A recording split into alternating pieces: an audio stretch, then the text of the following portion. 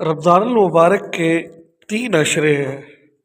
رسول اللہ صلی اللہ علیہ وسلم نے ارشاد فرمایا، وَهُوَ شَهْرٌ أَوَّلُهُ رَحْمَةٌ وَأَوْسَطُهُ مَغْفِرَةٌ وَآخِرُهُ عِتْقٌ مِّنَ النَّارِ۔ یہ ایسا مہینہ ہے جس کا پہلا حصہ رحمت ہے، درمیانی حصہ مغفرت ہے اور آخری حصہ جہنم سے خلاصی کا ہے۔ اور ان موقعوں پر یہ دعائیں ہمیں پڑھنی چاہیے۔ پہلا عشرہ جو ہے وہ رحمت کا ہے، اس میں ہمیں یہ دعا پڑھنی چاہیے، رب ارحمہ رب اغفر ورحم وانت خیر الراحمین۔ اس کا ترجمہ کیا ہے؟ اے میرے رب مجھے بخش دے اور مجھ پر رحم فرما، تو سب سے بہتر رحم فرمانے والا ہے۔ ٹھیک ہے۔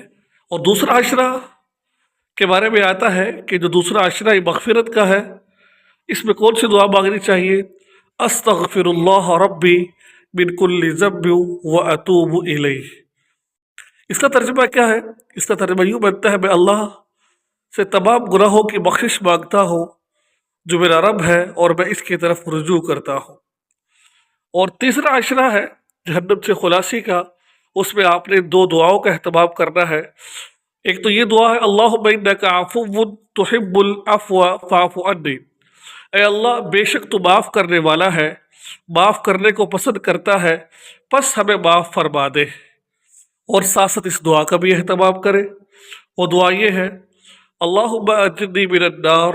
اس کو تو پڑھتے رہیے آخری عشرے میں، اے اللہ مجھے جہنم سے بچا لے۔ اور جتنا ہو سکے پہلے کلمہ لا الہ الا اللہ محمد الرسول اللہ، اس کا ورد کیجیے۔ تو جب آپ ان دعاؤں کا اہتمام کریں گے انشاءاللہ العزیز، اللہ تعالیٰ کی طرف سے انشاءاللہ آپ کے نام اعمال میں نیکیاں لکھی جائے گی اور رمضان المبارک کا مقصد پورا ہو جائے گا۔ اللہ تعالیٰ ہم سب کو عمل کی توفیق نصیب فرمائے۔ السلام علیکم ورحمۃ اللہ۔